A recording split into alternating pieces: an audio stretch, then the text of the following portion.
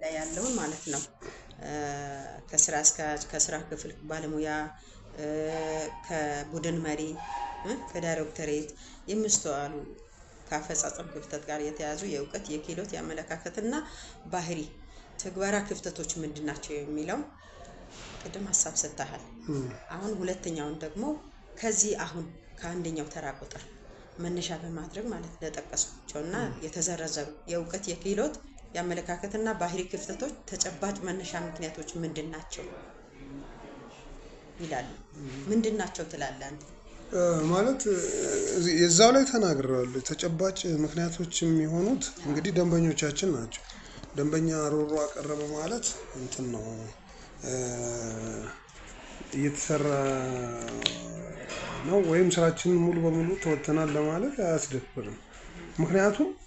ሪፎርሙ ራሱ የፈጀበት ጊዜ ነበር ፈተና የተሰጠው በክረምት ወቅት ነው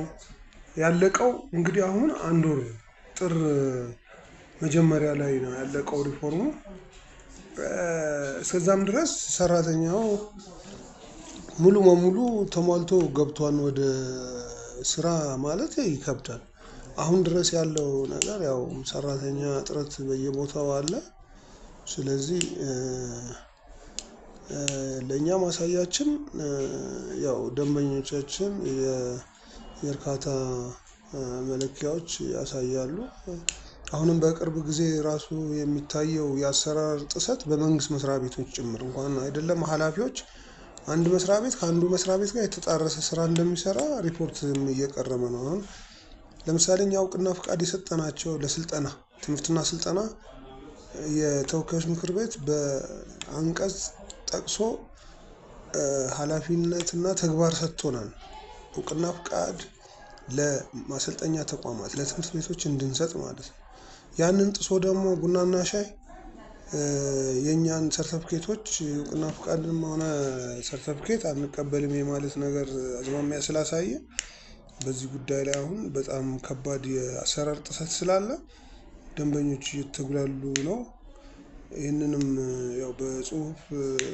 ኃላፊዎች የተሰጣቸው ነገር ቢኖር ግን ይሄ እስከ ክስ ደረጃ የሚያስኬድ ስለሆነ አስቸኳይ መፍትሄ የሚያስፈልገው ስለሆነ በልምምጥ የሚሰራ ሳይሆን በክስ ነው ይሄ አንደኛ የኛ የምንሰራው ስራ ስልጣኞችን አሰልጥነን ወደ ስራ ማሰማራት እስከሆነ ድረስ ይሄ ስራን ደግሞ ይሄን ስራ መስራት የምንችለው በአግባቡ ተግባራችንን አውቀን